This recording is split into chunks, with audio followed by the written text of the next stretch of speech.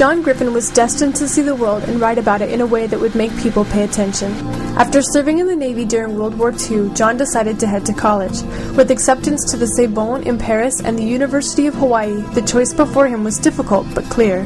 He was torn which way to go, and he got accepted to both schools, and he chose the University of Hawaii, and that's what brought him here. Believe me, there are some people who go, "You chose Hawaii over Paris," but you know, he did, and he never regretted it. It was here in Hawaii John made his journalistic debut, first as a columnist and editor at the university paper, and then, in 1953, working as a copyboy at the Honolulu Star-Bulletin.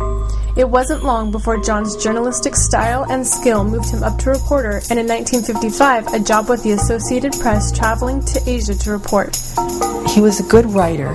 When you're with the Associated Press, you have to write on deadline. You have to be very fast at gathering the information and then putting it together. Often you're dictating over the phone. You're not sitting at a typewriter today at a computer. But in those days, sometimes you just got to a telephone and you started dictating your story over the telephone.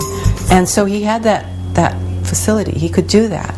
In less than 10 years, a slightly restless John was offered another unique opportunity. John F. Kennedy had started the Peace Corps, and they were hiring journalists to go out to Asia and Africa and wherever there was a Peace Corps operation. They wanted journalists because they thought they have the ability to evaluate objectively how a program is doing and report back to headquarters in Washington. So he was interviewed and he got a job, and he traveled to Africa and Asia, and he had a great time. It was the Honolulu Advertiser that a few years later would bring him back to Hawaii. Starting as an editorial page editor, John began making an impression in a big way. When he became editorial page editor, the Advertiser was by far the smaller paper in town, struggling to exist economically, really having a hard time. And one of the reasons it struggled is it had become unplugged from the community. It had become distant from the real community. So John was very much part of the team, along with George Chaplin and publisher Thurston Twigsmith, who was part of a team that tried to replug the Advertiser back into the community.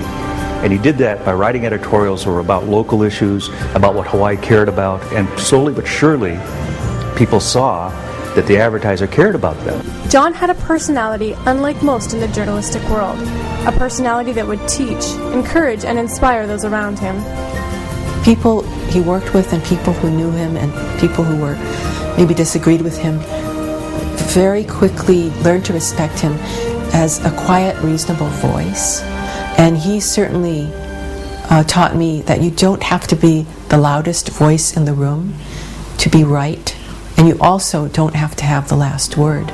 He was always writing about how things were changing, maybe watching his own kids grow up and seeing how they thought differently than he did.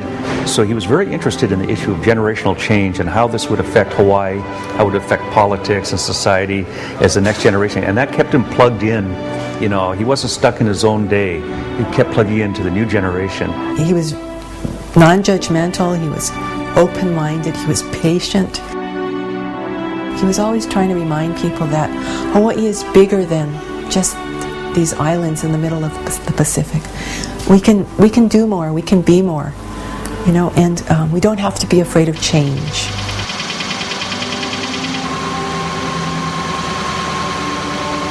Anyone who thinks about John and what he did at the paper should be aware how important the paper is to people's lives. That how people don't just pick it up and read it and throw it and, you know, line the birdcage with it, but over time it becomes part of their lives, and it's a tremendous responsibility. And John kind of understood that responsibility.